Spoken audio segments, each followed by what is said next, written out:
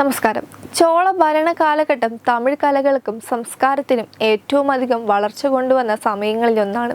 ക്ഷേത്രങ്ങളുടെ നിർമ്മാണത്തിൽ വലിയ മാറ്റങ്ങളാണ് ഈ സമയത്ത് വന്നത്. ആ തിരക്കിൽ ചോള ഭരണകാലത്ത് അഭിവൃദ്ധി നേടിയ ക്ഷേത്രങ്ങളിൽ ഒന്നാണ് പുതുക്കോട്ടയിലെ വിജയാലയ ചോളേശ്വരം ക്ഷേത്രം. തെക്കേ ഇന്ത്യയിലെ ഏറ്റവും പഴക്കം ചെന്ന കൽക്ഷേത്രങ്ങളിൽ ഒന്നെന്ന പ്രത്യേകതയുള്ള വിജയാലയ ചോളേശ്വരം ക്ഷേത്രത്തിൻ്റെ ചരിത്രം സമ്പന്നമാണ്. ക്ഷേത്രത്തെക്കുറിച്ചും അതിൻ്റെ പ്രത്യേകതകളെക്കുറിച്ചും അറിയാം. വളരെ ബൃഹത്തായ ചോള ചരിത്രത്തിൻ്റെ ഒരു ഭാഗം വിജയാലയ ചോളേശ്വരം ക്ഷേത്രവുമായി ബന്ധപ്പെട്ടു കിടക്കുന്നതാണ്. ചോള രാജാക്കന്മാർ നിർമ്മിച്ച ആദ്യത്തെ പർവ്വത ഗുഹാക്ഷേത്രങ്ങളിൽ ഒന്നാണ് വിജയാലയ ചോളേശ്വര ക്ഷേത്രം. ശ്രീ രാജരാജ ചോളൻ്റെ പൂർവികനായിരുന്നു. ചോള രാജാവായ വിജയാലയ ചോളനാണ് ഈ ക്ഷേത്രം നവീകരിച്ചത്. AD 7 AD 9 ഇടയിൽ പല്ലവ രാജ്യത്തിൻ്റെ ഭാഗമായിരുന്നു ഈ സ്ഥലം. തഞ്ചാവൂരിൻ്റെ നേരിട്ടുള്ള നിയന്ത്രണത്തിലുമായിരുന്നു. മുത്താരയൻ രാജവംശത്തിന് കീഴിലായിരുന്നു ഇത്. 9-ാം നൂറ്റാണ്ടിൽ വിജയാലയ ചോളൻ ഉത്തരായരെ പരാജയപ്പെടുത്തിയതിനെ തുടർന്ന് നർത്തലമല ചോള സാമ്രാജ്യത്തിന് കീഴിലായി. ദക്ഷിണേന്ത്യയിലെ തന്നെ ഏറ്റവും പഴക്കം ചെന്ന ശിലാക്ഷേത്രങ്ങളിൽ ഒന്നായാണ് വിജയാലയ ചോളേശ്വരം ക്ഷേത്രത്തെ കണക്കാക്കുന്നത്. ദ്രാവിഡ ശൈലിയിലും റോക്ക് കട്ട് വാസ്തുവിദ്യയിലുമാണിത് പണി തീർത്തിരിക്കുന്നത്.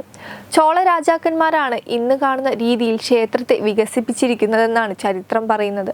അതുകൊണ്ട് തന്നെ പല്ലവ രാജവംശത്തിൻ്റെ പാരമ്പര്യത്തിൻ്റെ ഒരു തുടർച്ചയാണ് ഇതിൽ കാണുവാൻ സാധിക്കുക.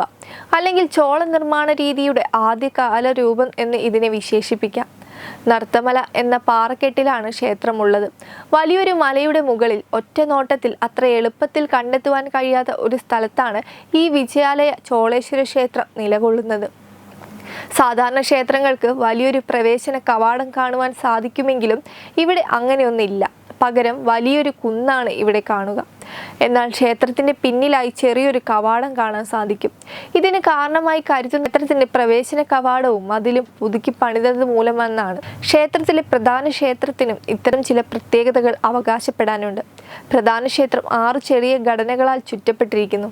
6 ഘടനകൾ എന്നുദ്ദേശിക്കുന്നത് ചെറിയ ദേവാലയങ്ങളെ തന്നെയാണ്. നേരത്തെ 8 എണ്ണം ഉണ്ടായിരുന്നതിൻ്റെ അടയാളങ്ങൾ ഇവിടെ നിന്ന് കാണാം. എന്നാൽ സാധാരണയിൽ നിന്നും വ്യത്യസ്തമായി വിവിധ ദിശകളിലേക്ക് തിരിഞ്ഞിരിക്കുന്ന രൂപത്തിലാണ് ഇതുള്ളത്. പ്രധാന ശ്രീകോവിൽ പടിഞ്ഞാറോട്ട് ദർശനമാണ്. ശിവലിംഗ രൂപത്തിൽ ശിവനെയാണ് ഇവിടെ പ്രതിഷ്ഠിച്ചിരിക്കുന്നത്. സമതലത്തിൽ നിർമ്മിക്കപ്പെട്ടിരിക്കുന്ന ചുവരുകളാണ് ശ്രീകോവിലിനുള്ളത്. ഓംകാരത്തിന്റെ 4 നിലകളുണ്ട്. ശ്രീകോവിലിന് മുകളിൽ ഉമ, ശിവൻ, ദക്ഷിണമൂർത്തി, സപ്തമാതൃക എന്നിവരുടെ ശില്പങ്ങളുണ്ട്. ആദ്യകാല ചോള ക്ഷേത്രത്തിലൊന്നായ ഇവിടെ പിന്നിട്ട് വന്ന ക്ഷേത്രങ്ങളിൽ നിന്ന് വ്യത്യസ്തമായി ധാരാളം ചിത്രങ്ങളും കാണാം. ഒരു അർത്ഥമണ്ഡപത്തിലൂടെയാണ് ശ്രീകോവിലിനുള്ളിലേക്ക് കടക്കുന്നത്. ശ്രീകോവിലിന് മുകളിലുള്ള ദേവാലയം 4 നിലകളിലുള്ള അർത്ഥ ഗോളാകൃതിയിലാണ്.